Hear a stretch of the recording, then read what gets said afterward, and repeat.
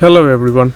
Welcome to a very, very long awaited episode of this podcast where we talk about our annual watch list. This is a list of all the films we have watched as a couple, and we thought were remarkable enough to keep watching every year. It's a very long list, so we don't make it through the whole list every year, obviously, so we pick our favorites. But some films just tend to stand the test of time. You can't put a cap on the number of times you can watch it. Yep. And today we will be talking about one of these films. The Arrival. Not The Arrival. Arrival. Just Arrival. The 2016 Amy Sanders film. What? Amy Adams? Amy Adams. Amy Adams. What is wrong with you? I'm sorry, that comment just stuck with me from the Reddit. She does Right. play a lot of sad roles, doesn't she? She does. She does. Amy Adams. Before I even get started, I am going to apologize profusely because I, for the life of me, cannot pronounce this guy's name. Ah. The director, he's French. You know, they have the whole thing. Denis Villeneuve. I don't know. I can't. Okay. I'm just gonna pronounce it like a Bengali person would. Okay. Denis Villeneuve. Okay. He has directed previously films like Sicario, Blade Runner 2049, and most recently the two Dune films. Oh. So he has a very specific style of filmmaking that I really enjoy. And obviously, when I watched this film when it came out, I did not know of him. I watched Sicario afterwards. Have you seen anything by him? No. Dune? Oh, yeah, I did watch Dune. Sorry. This is what I have to live with. So No, I was thinking of a disclaimer for the people. Is that so? This is going to be a very long review from what we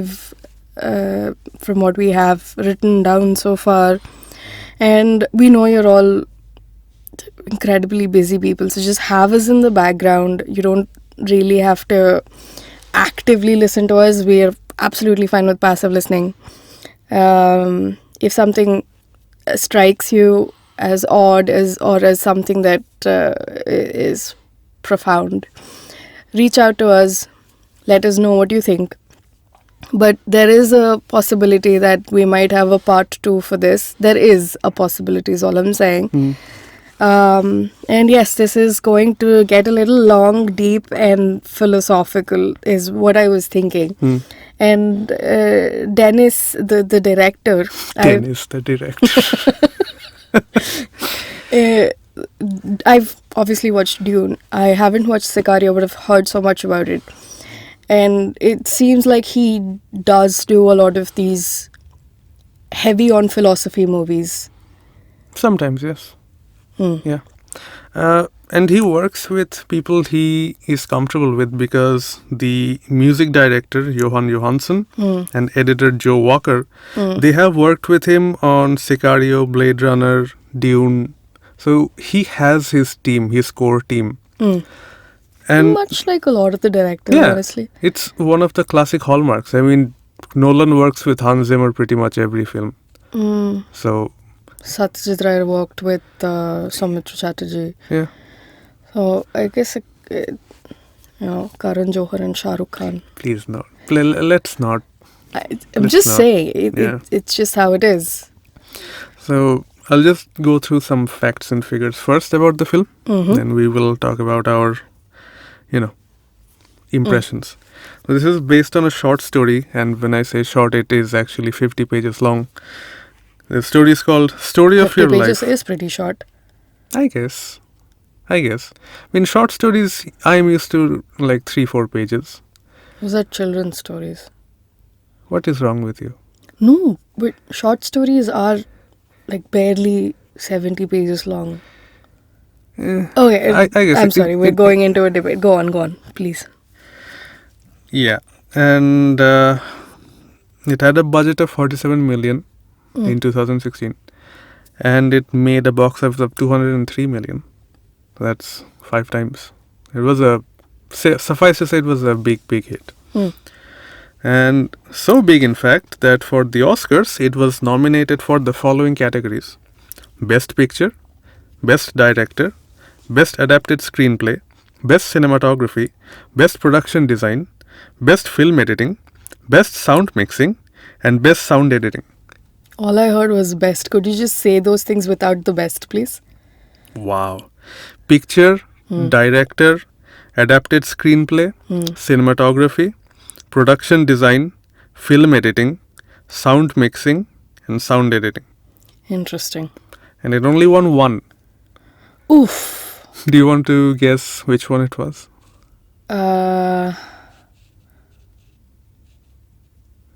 Sound editing? On the money, damn. Oh, good. Shit. Good. Well done.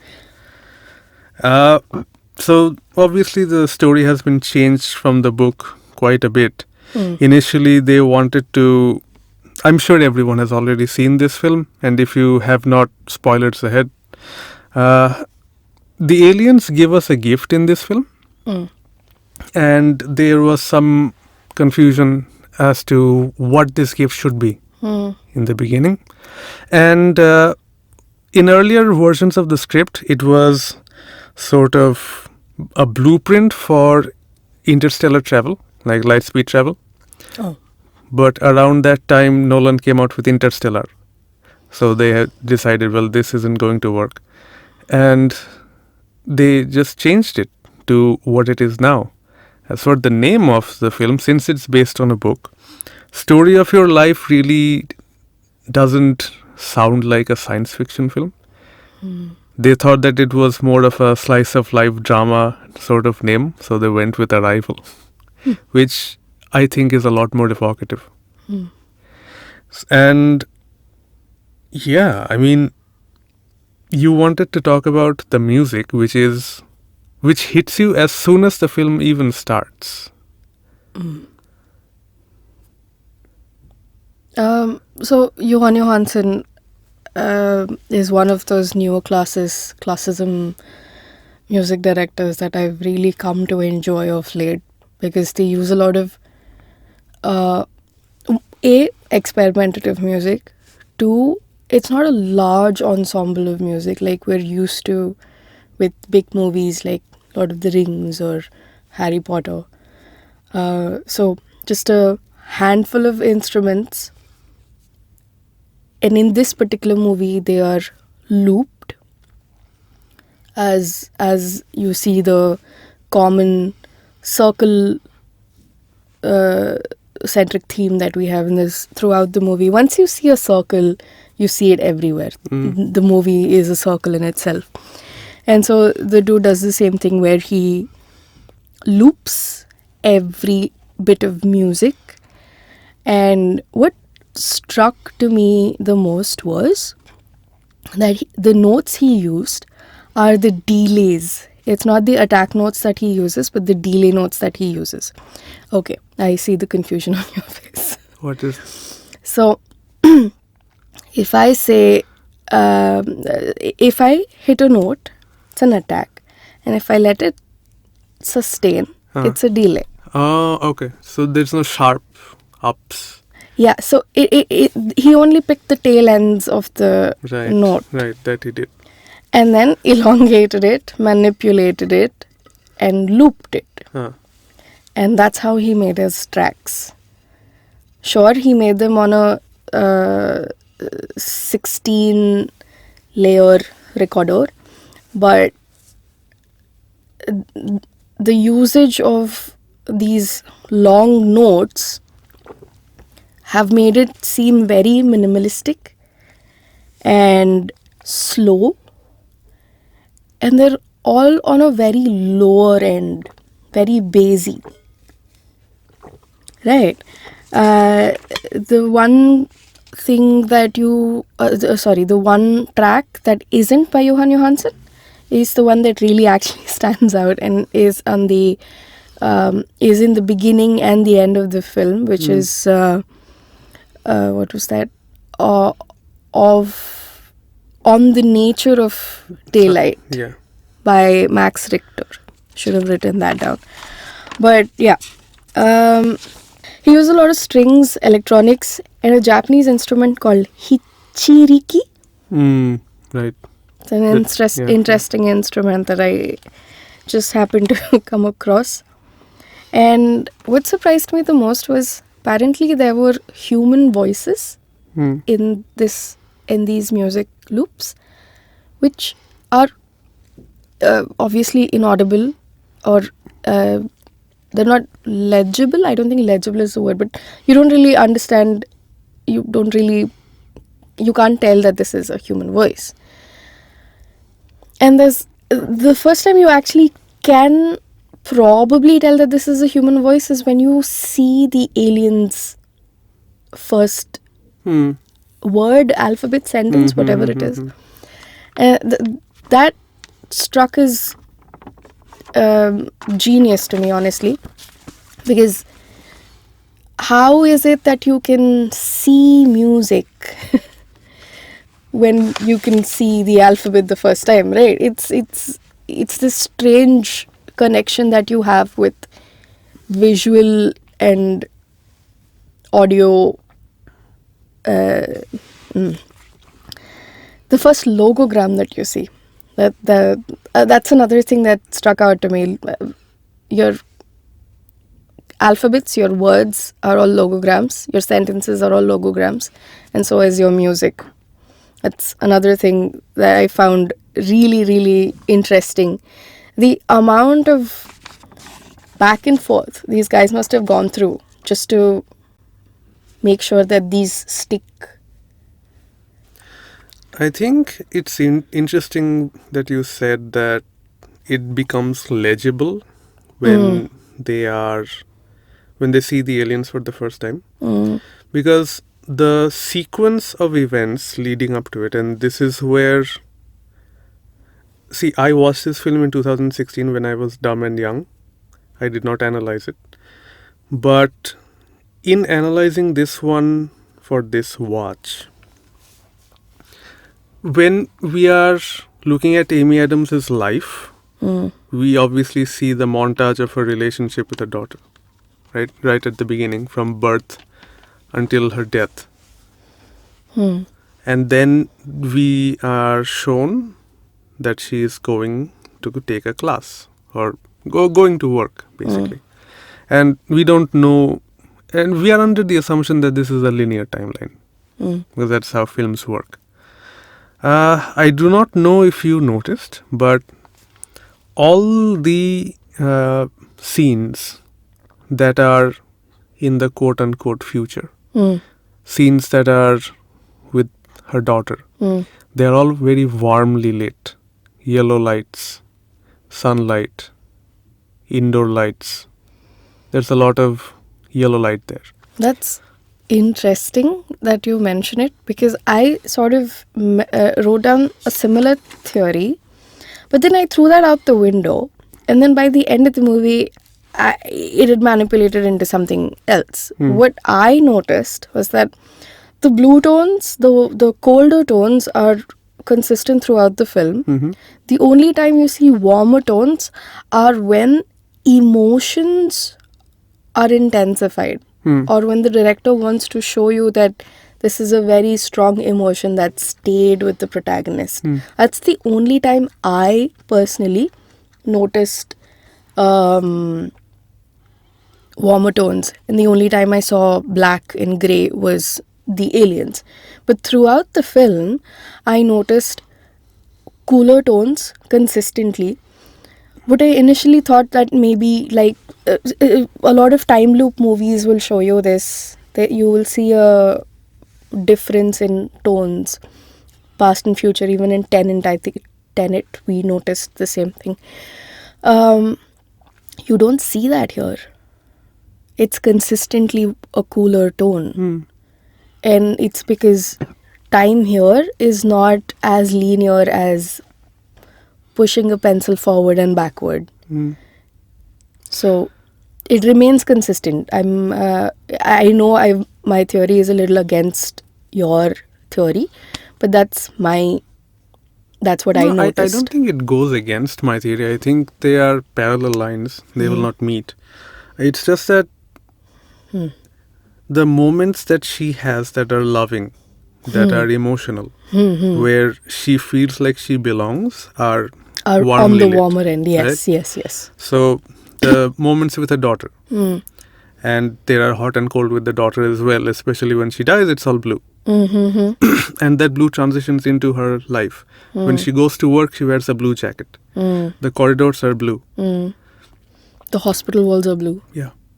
And blue is the dominant color in her house as well. In her house, even in her office, Yeah. a lot of vibrant blue books. But blue nonetheless.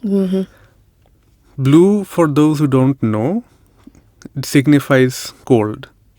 Cold, lonely. Amy Adams' life is vacant. There is nothing else in there except academics. Right? And she wears blue to a workplace that is not blue at all. She doesn't talk to anyone outside of class. She stays on her own, which means she is isolated. She is the only blue thing in a field of non-blue things. That's interesting. I mean, yes, that is what you obviously see. But do you think she's lonely or depressed or isolated based on that one shot or the 2 days that she goes to the university? Yeah. Because it kind of feels like a very normal adult thing to happen. Maybe. After working in a certain place for, say, 2 years, as a low energy person, I would probably just, nod at a couple of faculty members and just go about my way. We are not even shown her nodding to someone. We're not. But all I'm saying is, some days you don't even do that. Yeah, but we are not shown that. We're not shown anything. So we can't assume. And neither can we assume that she's depressed and lonely. I'm not saying she's depressed. I'm saying she's lonely because she doesn't live with anyone. She doesn't talk to anyone. I'm going off of what we are shown in the film. Being lonely and being alone are very different things. I think she is lonely because the color indicates that. Color blue is sad. Okay. You don't... alone people have hobbies. Alone people can do other things. Alone people can play music and the tone will be warm because they're doing something they're passionate about. But everything around Amy Adams is imposingly blue. Okay. She is trapped in a wall of blue. And she doesn't see anything to break her out of it. That thing happens when obviously the call comes for her to translate alien growlings, which obviously I found it to be very annoying that you would just plop a recorder onto her table and ask her to say what she understands from this. But again, you have no idea how to handle the situation anyway. But she goes to the military installation, which is also blue. The tents are blue from the inside. However, there are smitterings of yellow light. These moments of yellow light become more common when she is with Jeremy Renner's character as well. And then I realized, if they are setting up that yellow is emotional belonging, it is hinting that she finds emotional belonging with Jeremy Renner's character. First of all, because they are working together and are of similar mind and disposition towards this particular problem, but also that there's a possibility of more. But at this point, we are not sure what is past, what is future, so we can't really say. The most interesting thing that I found visual-wise was the first anti-gravity scene. When they throw the light stick up and it sticks to the ceiling wall, and Jeremy Renner's like, yeah, that just happened. I found it absolutely visually stunning because I have seen a lot of anti-gravity scenes in space films, but this one just felt a lot more grounded and personal because gravity. Sorry. God damn you. What was I saying? You found it grounding. The other thing is that Amy Adams is shown to have anxiety.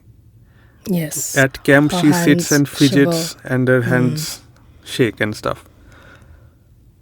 This is compounded by the fact that when she wears the hazmat suit, we hear very prominently her breathing.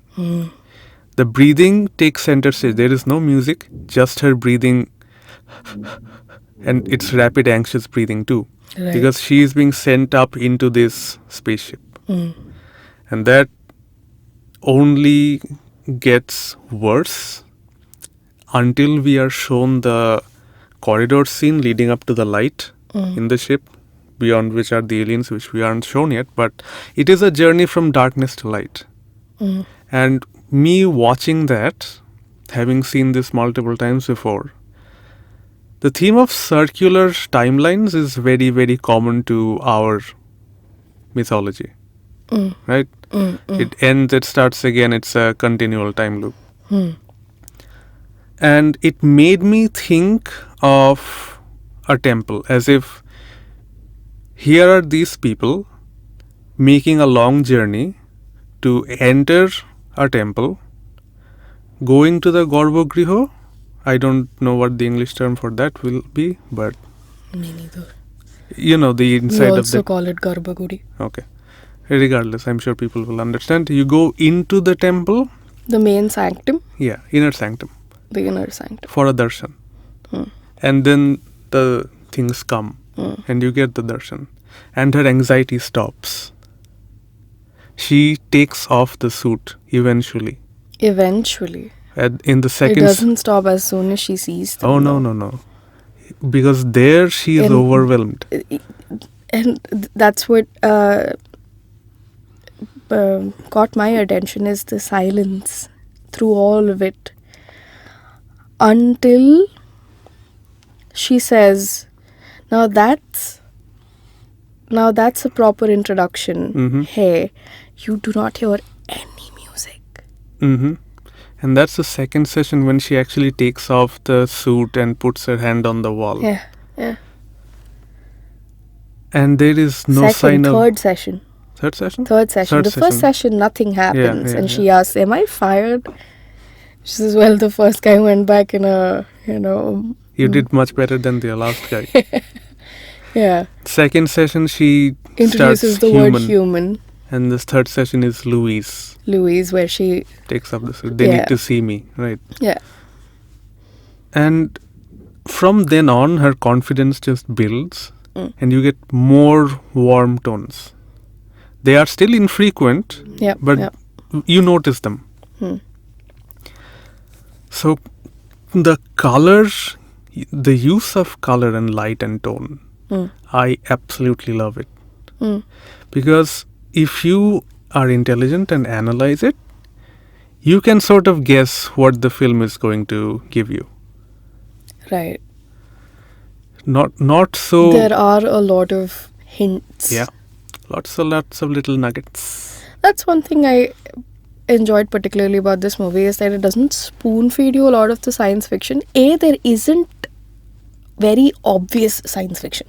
It doesn't tell you about blasters and, I don't know, quasi-quantum... Yeah, sharks with lasers jargon. on their heads. It doesn't use a lot of jargon, which is good. But even the bits about language or strategy, or say the Fibonacci sequence that you see everywhere, be it music, be it language, be it the script, the writers don't talk down to the audience. It's not condescending. No. Nor do they spoon feed you, having said that. I quite enjoyed that. Yeah, they pull you up to their level. And it's one of those movies that you can shut off your brain and watch and still understand the movie. Yeah, it's not a difficult film to understand. To follow, no. But there is more for you if you go looking. Right. Which is the rewarding experience that I look for. Yeah. And I think it's a vortex, it's a rabbit hole of things when you start looking at things a little too deeply. Because it sets up the expectation that everything is going to have that, but it doesn't. Speaking of setting up things, I thought everything was set up very well from the beginning, including Louise's moral scale, Mm. which you see dragged throughout the movie. Yeah, she is firmly in the we need to understand them camp, but she's surrounded by people who are like, we need to blast them before they blast us, which is a panic response. Also, if you notice, she's one woman. I think there are a few others in her team of linguists, but predominantly she is one woman constantly surrounded by a room full of men. Military macho men, that too. Yeah. And that's the thing.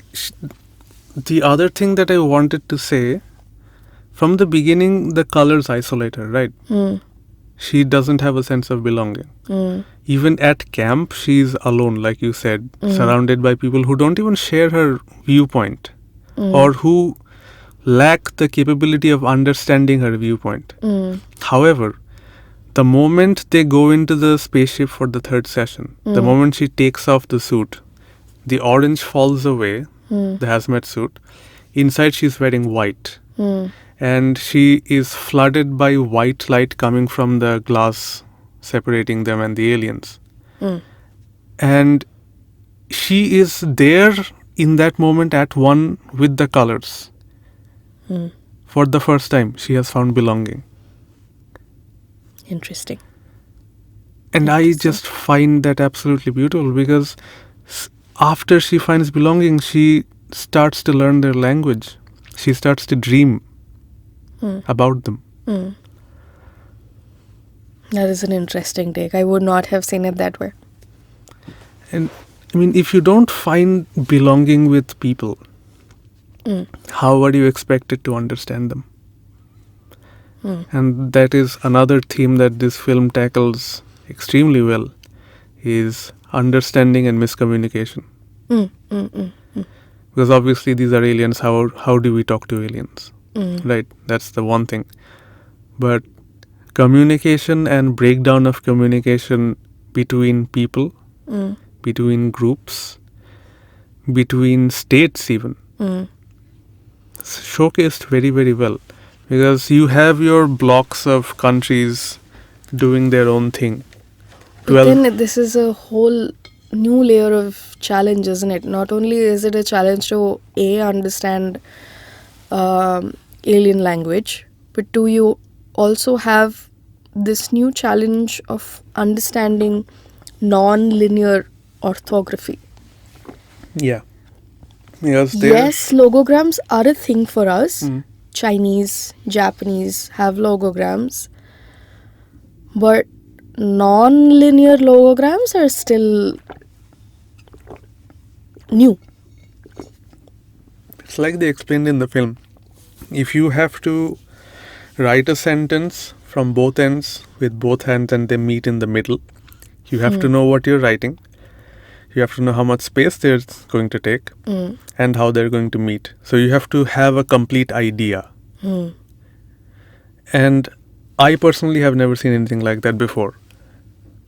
Before I watched that film. Okay. The parallel I drew was Circular Gallifreyan with Doctor Who. Okay. They also write in circles. Okay. And fortunately, with Circular Gallifreyan, you start reading at one point and end at the other. It's a clockwise reading. Okay. But I don't think that's the case here. No. Here you start with the circle. Right. You start at one end of the radius and diameter, and you end at another. Right. Have you noticed that some of the logograms are complete circles while some of them aren't? Yeah. Why do you think that is? I don't know. I thought maybe it's because if it's an entire complete circle, it's a concept or a sentence that is complete, or an idea that is complete. If it's a question or an uncertain emotion in the sentence, it is an incomplete circle. Could be. Is what I thought. Could be. Possible. Or it's a dialogue that is open to continuation. Right. It's not a close-ended idea. Like if I say the sun sets in the west, It's a close-ended Yeah. idea. Mm-hmm. That could be true. maybe I hadn't thought of it. So really good job bringing that up. I would not have delved very deep into the consequences of that. I'm just, the more we talk about this, the more I'm blown away by just how And good a film believe it us, is. we've been talking about this since last night. We have been talking about this since 2021. Oh yes. When I watched it for the first time, Yeah. and I ended up dreaming about the heptapods That very night.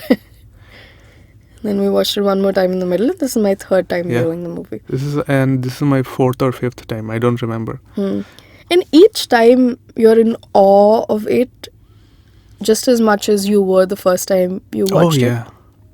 Absolutely. The music, the magnitude of these pods. The sheer alienness of it, it's not like little grey men with huge eyes and big skulls.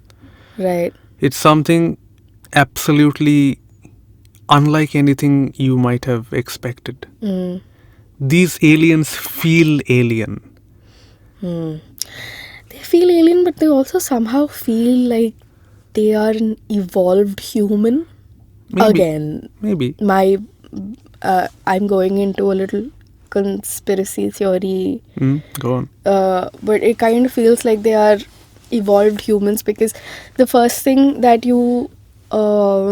that they tell Louise when Louise understands the weapon, quote unquote, is that they will need humanity's help in 3,000 years, and they've come here to trade, Yeah. so that they'll help them. These guys will help them. I'm sorry, I forgot my train of thought. You were saying that. Now I forgot your train of thought. It was fun. We went to a different time. We did. We've been talking about this for way too long. And it doesn't feel like enough. Like I can discuss this film for days. But going back to this language, another strange parallel I drew was, do you know of the myth of Babel? The Tower of Babel? Yeah. Yes. Babel? Yes. Babel? I don't get I've only ever read the word. I've never heard anyone say it, so I don't know how it's pronounced. Neither do I. Anyway, do you know Yeah. what it is? Or Yeah. do you want to... Sure, go for it. Okay. So the Tower of Babel, the myth is that people come here to unify, to discuss, and to come together as humanity. But the unification does not happen due to diverse languages, linguistic differences. And you have these heptapods coming to us now, or say future humans, as my conspiracy goes. Conspiracy. You're a writer. Okay. I'm sorry, I haven't had much sleep. Anyway,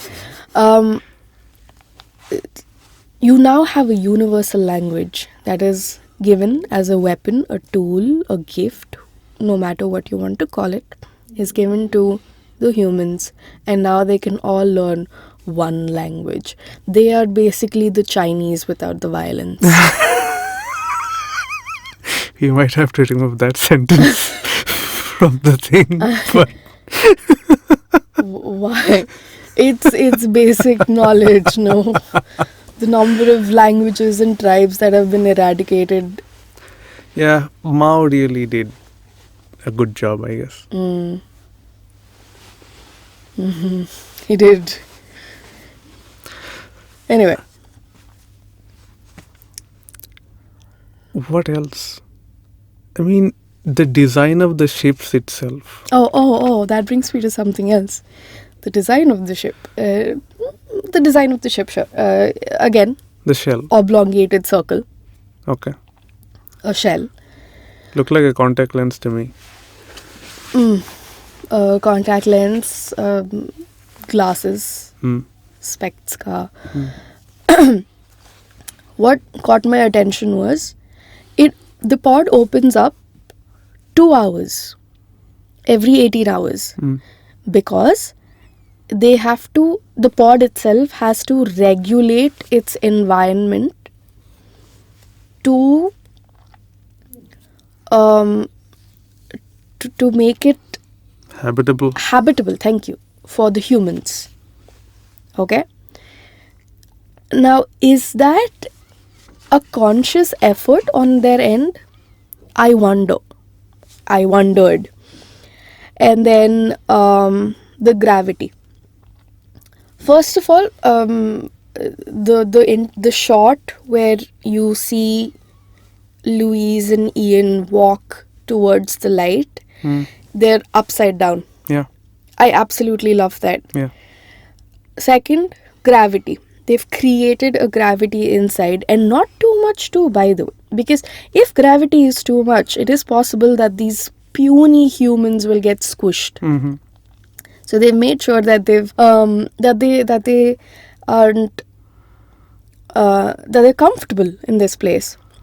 So this was a conscious effort by the heptapods to keep to make sure that the humans don't feel threatened. Yeah. And it is a conscious effort to protect them as well.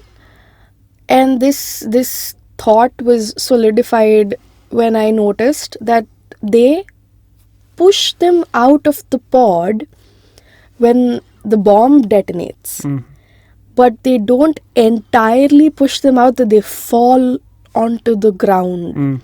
Push them onto the anti-gravity field. Yes. They keep them hanging and they close the pod too. So the blast doesn't get to them. Yes. Yeah, because they have come to ask for their help. You can't do that if you just come in with guns, right? So, and even after humans set off a bomb inside their ship, they are still not going away. They raise up a little. They raise the altitude of their ship a little bit to make it. You can't reach us here, but we're still here. We're not going away. And when it's pointed out to Forrest Whitaker's character, he just says, "Somehow that feels worse." Or what is your take on that?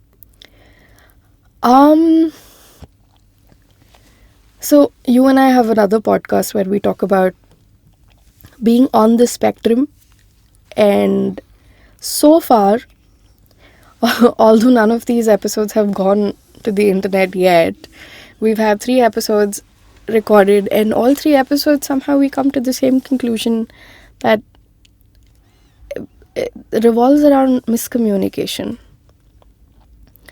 And as a person who is on the anxious end, who is trying to understand the other person, somewhere down the line, if you get a little too overwhelmed, you push them away. And then when the other person obviously does not understand why you're pushing them away, and they go a little further away, you feel worse. And I thought that's what he felt. You want something out of this person, but you have no means to communicate that. And instead of trying to find a peaceful way, you use violence. Obviously, he personally did not make that choice. But when someone takes a step back from you, it does feel the worse. And to build off of that, when you wrong someone and they take a step back, it's up to you to repair the relationship, right? So when Amy Adams goes out and they send out a little pod to bring her up, it's her taking the first step. Mm. That is the very basic of an interpersonal relationship. Mm. The aliens are no less different from us, Mm. which might feed into your they are just evolved humans theory. But so happy. You are so happy. Just whatever material you can find. Grasping at straws. But here's the thing, when she goes up, there is no glass dividing them. Oh, no. There is No. complete and utter forgiveness to the point of you have made the effort, you are welcome to my inner sanctum. Mm. I am trusting you 1000% despite what you have done. And that is such a rare commodity in today's world Mm. that if I spend too much time thinking about it, I will get emotional, because forgiveness is not a big thing in No, our lives. it isn't. And as a matter of fact, throughout the movie too, you see the worst of humanity. Absolutely. Absolutely the worst. The radical religious thoughts, the radical mass lynching thoughts, how from behind the screen some people feel entitled to have their opinions Mm-hmm. about what do you think the military is doing, they take so much of our tax money, etc., etc. How are you entitled to these opinions when you have no idea of what's happening on the ground? Sure, you can have opinions, but you are then they are wrong. But then you are responsible for the outcome of this Exactly. broadcast, aren't you? You are spreading misinformation. You are galvanizing a population that is already on the verge of radicalization. You are lighting the fuse that will lead to the explosion. Mm. And it is all done by internet celebrities in the name of likes and subscriptions. And this was in 2016 when Trump got elected. Oh, I did not make that connection. Yeah. Fake news, coffee, the whole thing. Right. Oh no, wait. Was it 2000? Kofefe was very recent though. No, did he get elected in 2012 or 2016? I don't remember anymore. It's all a blur. Could be 16. I was 2016, still right. here. It was 2016, the Harambe year, right. God damn, it's been 8 years since. 9 years. Can you believe this film will be 10 years old next year? This is going to be one of those films people keep on their shelves as in the classics. Oh, absolutely. It's a movie that creates a benchmark for science fiction alien invasion movies, first of all. Second, it ruins you for science fiction. Mm-hmm. All that jargon, all those neon lights that are supposedly futuristic. I can't go back to watching those movies unless it's a brain dead movie and I'm watching them because sharks are involved or whatever it is. I can't. It's ruined me for science fiction movies. And the thing is, it's not even an alien invasion film. There is no invasion happening. It's just an arrival. It's an arrival, and it's a very human film. The themes are very human. The themes are about connecting with family. The themes are about forgiveness. The themes are about confronting one's mortality. The themes are about cooperation.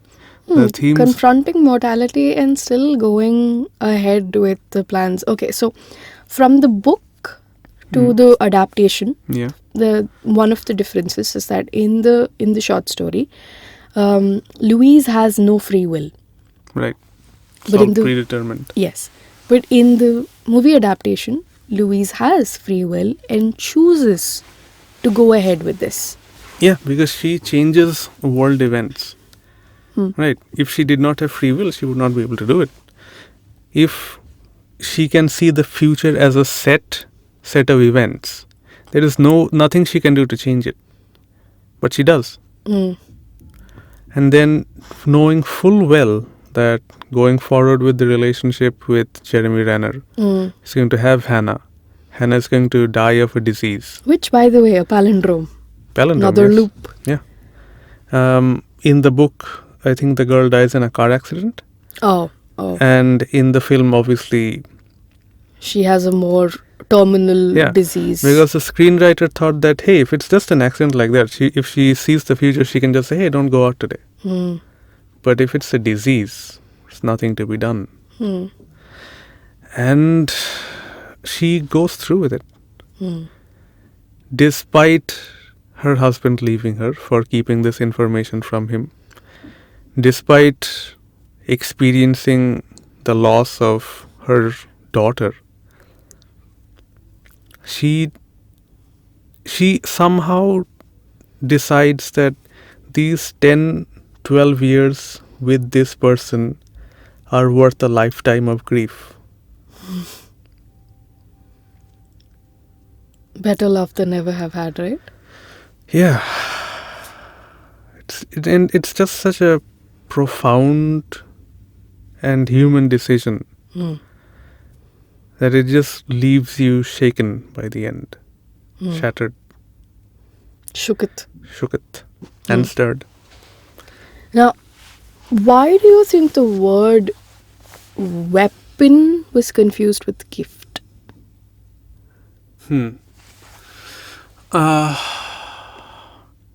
Weapon can mean many things, right? Could be a mistranslation. Could be they didn't have a better word for it. I thought it was because the Chinese were using mahjong to teach them communication. And the pods are also communicating with each other regarding what's going on where and whatnot. And I don't think there's a word for gift in mahjong, or there's a tile for gift in mahjong. Who knows? I've never played it, so I really can't say. But let's take a sword, for example. If you gift a sword, you are giving a weapon. If you gift an axe, you are giving a weapon. But these items are also tools. They can do more than kill people. Swords maybe not, but axes definitely. So at what point does a tool become a weapon? I can stab someone's eye out with a screwdriver. Does that stop it from being a tool? Or does it transition into being a weapon? It's circumstantial. Weapon and tool, I still understand. Gift is where I get confused. Yeah, but they don't say gift, do they? They do. They do? Towards the end, where the first thing he says is, Louise has weapon. Use weapon. Use weapon. And then he says, the heptapod says, Louise has gift. Louise has gift. Maybe Louise has. And then Louise thinks that the gift is the ability to see through time. And then it hits her that the gift is the language in itself, and the understanding of the language and how then you can perceive time. And I think she's one of the only people who can do that, because she has such a complete understanding of the language. And I think that may be the gift. She has the gift, not anyone else. I see. Sorry about that. It's okay. We're on a clock. Which, again, clock. Circle. Time. Yeah. Everything about this film comes back. Yeah. The first scene is the last scene. Yeah. The first music is the last music. Yeah.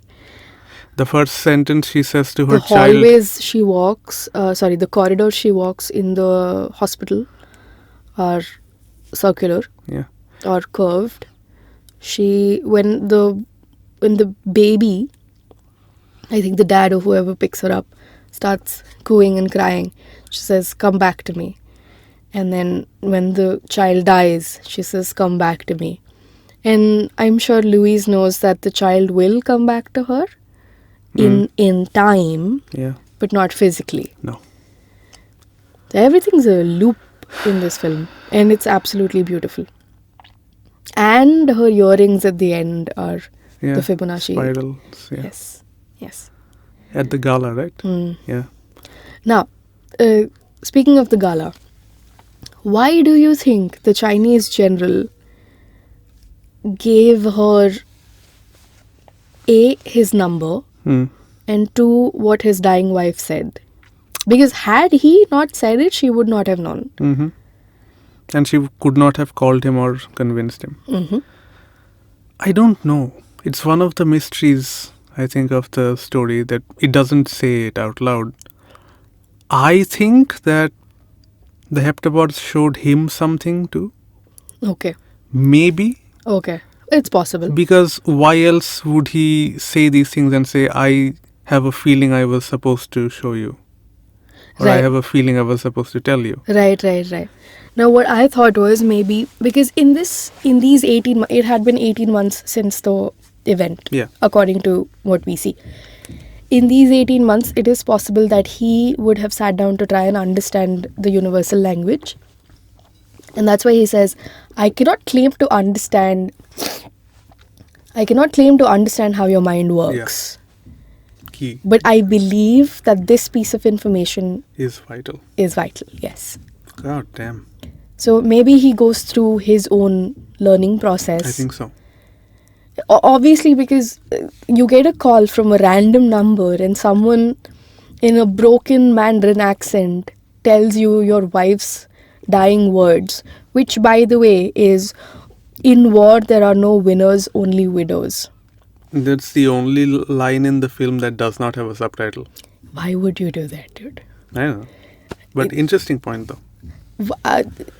We are Maybe. We've been told to look at everything the director does as a conscious decision. Why on earth would this director refuse to give us subtitles?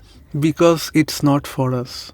This is a very personal thing that the wife said to him, and he's telling her these are for specific ears only. Yeah, but the entire population of China will understand that. Sure, they will. But again, I don't know if they made it for China. Sure, maybe the population of China will understand. I guess. But the rest of the world, I mean, it's not. My reading is that it's so private and personal I see. that it remains unsubtitled. Or, fuck, it could be a technical oversight. I don't know. I would like to think that it's an oversight. I mean, the dude looked at so many little aspects of this film that it's an oversight. It's fine. Happens. I mean, even the screenwriter was pissed off With what? with the fact that there were no subtitles. Really? Yes. I did not know this. Eric, I can't pronounce his second name, in one of his interviews mentions that he hadn't written down what the Chinese yes, I remember. dialogue would be, and Dennis, the director, calls him and says, yo, we're going to shoot this scene and we need to know what she has to say. What are you doing to me, No, Eric? not shoot the scene. There's a Chinese translator or a Chinese interpreter who's there to teach Amy Adams how to pronounce the words. And he needed to know what was to be taught. And this guy writes 25 odd drafts and eventually Finds something poetic which he makes more poetic. finds a poem that he thought would be profound and makes it more poetic. Somehow. His own words, not ours. I like that guy. Yeah. And this is what he comes up with. And I think it's beautiful. And true. Yeah. And exactly what the Chinese general needed to hear at that point. Changed his mind. Changed his Which mind. he says not even something his superiors had ever managed to do. General Shang? Yeah. When he came to the gala, he said that your president told me that it was an honor to have me, but the only reason I came is to meet you. And that whole exchange where she says, I called you, didn't I? Yeah, that confused me. Why wouldn't you know that? Because I think she's experiencing the future first. I see. Because unless she's It's not that informed she's in the future. seeing the future, she's experiencing the future. Yeah. That makes a lot of sense. That also explains why the the pods just disappear. Yeah. There's no rocket propulsion. There are no boosters and thrusters. They probably or what just have you. appear somewhere else in time. Yeah. They just dissolve. And I thought that was amazing. Also, did you notice? So when she goes into to meet Abbott and Costello, Costello is the only one who's there, and he says Abbott is a dying process. Yeah. Which means Abbott is dying at Abbott the is moment. Abbott is death process. Abbott is a death process, yes. I don't know if you noticed this, but before the bomb goes off, when the two of them give them 1/12 of their entire knowledge, Costello is the one who goes away first. Because in his timeline, the next thing he needs to do is to come here to talk to Amy, to Louise. Right. That's why Costello leaves earlier. Right. And Abbott stays to keep them safe from the blast. Yes. And die in the process. Probably die in the process, probably not die in the process. There's probably something else, somewhere else that he has to die. We don't know that. But he sacrificed himself in that situation. We don't know that. He took the brunt of the blast, right? Again, we don't know that. He stayed back. He stayed back is all we know, but he's behind a screen. You sure? But why say he's death process? We don't know. It's an open-ended movie. Lot of things are kept in the dark to the audience, up for interpretation. True. I mean, we're not even told what the ship is made of. Yeah. We're not told where they're from. We don't know the name of their planet. I mean, Superman's from Krypton. We all know that. We don't know where these fuckers are from. That's what I'm saying. A lot of things is left for interpretation. So Abbott is dying. We don't know whether he dies there We're or not dies sure. somewhere else. We are not sure. We're not sure. I mean, if they are capable of traveling through time, I'm sure Costello can go to a point in time where, he's still alive and experience him, whatever. I don't know where his story ends. I would like to think he survives. The fourth dimension is too much for my brain to handle. That is true. And I like how they looked too. Just looks like a hand. You know the hand from Addams Family? That's what I thought of first when I saw this film for the first time. It was just, oh, this is a walking hand. And so the arm must be elsewhere. That's what I thought. And I love the bit when Louise says Ian walks and Jeremy Renner is walking by the screen and one of them is walking with him. It's like a cat. Speaking of Ian, Yeah. yes. Ian, his second name is Donnelly. That name that name comes from the Irish Dunham. Dumhnall. Okay. And it basically means rulers and wisdom. Oh. And he is a scientist. Oh, that is really nice. Yeah. That is really nice. I thought so too. I've heard that name somewhere else, and I went down this rabbit hole of Irish surnames. Yeah. And it was nice to see that name again. That's really interesting. But he's also a dumbass because when they first meet, he's trying to talk to her on the helicopter, but she can't hear because she doesn't have the headphones on. Yeah.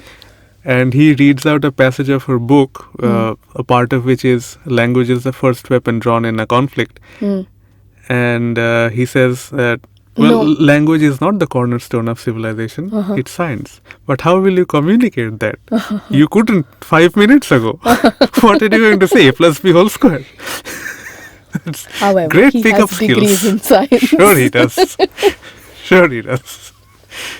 Experimental physicist, my ass. So, I think that's as much as What do you think have. of the performances? Going outside the scope of the story now. The story, okay. We're talking about meta.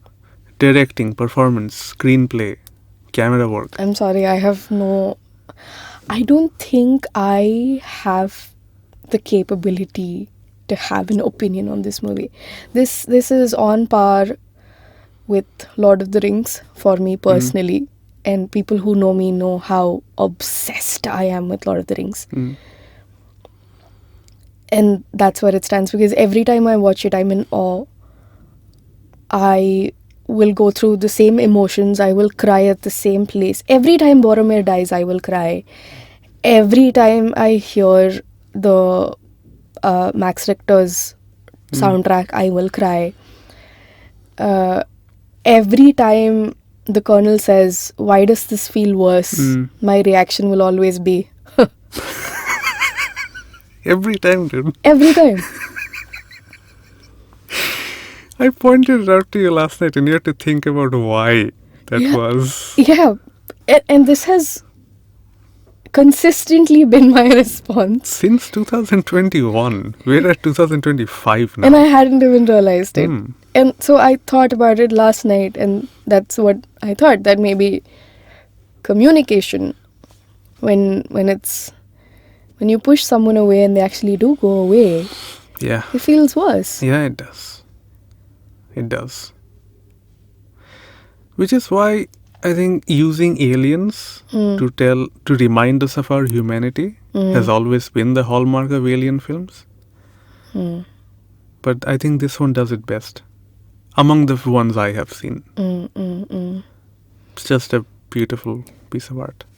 So, be it cinematography, editing, dialogue, beautiful dialogue everywhere, acting, not a single actor was out of line. Even the child was so natural. Dude, the kid was so good. Both of them at different ages. Right. So good. And 3 of them. 6-year-old, 8-year-old, 12-year-old. But I guess the 12-year-old only acted as a corpse, so, you know. I think she had a couple of lines. She asked about the non-zero sum game. Yeah. And there's this one shot where she just says, "I hate you." Yeah. And then she dies. And then she dies. I mean, she plays a great corpse, don't get me wrong, but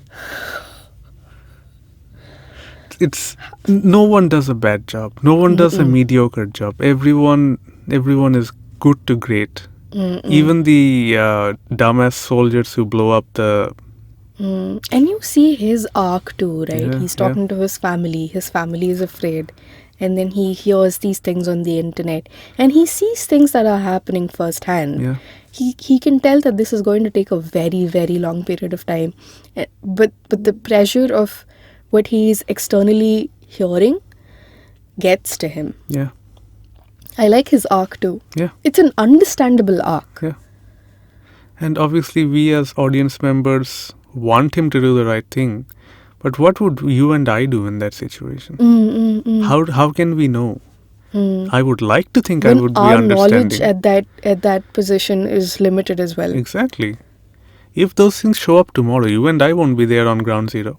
We will be we're not smart enough to be there on ground we zero. will be watching the news. Yeah. And speculating shit of our own. yeah. It's a life-changing situation that these people live through. And not everyone Also has the the case capability. with this movie. Yeah. You can't go back to pre-arrival. Once you've watched this film, it will change you on so many levels. It will rewire your brain. Yeah. But I was waiting all the episode to make that one.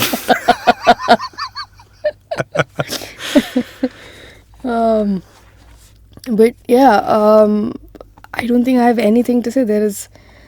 I saw no loopholes. I saw no narrative issues. Neither did I. I thought every choice of light, color, camera angle was just chef's kiss. And it's a slow film, but it doesn't feel like a slow film. It goes by so quickly because you are so absorbed in what is happening. Because aesthetically, the magnitude of this alien pod is so large. The shot where they show the clouds rolling down the hills and this thing in the background and the helicopter moving towards it. Oh, fucking hell, dude. Oh, just seeing the majesty of this whole thing. It's like that scene in Lord of the Rings where they walk past the camera on the mountain. Mm-mm. Just Either that or when all the beacons light up. Yeah. It is definitely a life-changing film. If you're a fan of science fiction and you have not seen this, definitely watch it. And if you have seen this, maybe give it another go. Yeah. It's on our annual watch list for a reason. I think we don't need a part 2. No. Although if we get into the philosophy of things, I guess we could discuss in part 2. But I so don't far think with it's the movie, necessary. this is it. Yeah. Thank you for listening. I know this episode is a little late, but soon all of our episodes will be on YouTube as well. You can enjoy it there. I know most of you have been asking for that. We have jobs and lives, and this is not our main Not thing. really, but And we have 2 cats at home that demand our constant attention. So we will get to it eventually. yeah, we'll get to it. Plus, both of us being expert procrastinators, we've been putting it off for a while. Hey. Speaking of being a little on the spectrum, if you feel that our pace of speech is slow for your liking, Or too fast for your liking, let us Please.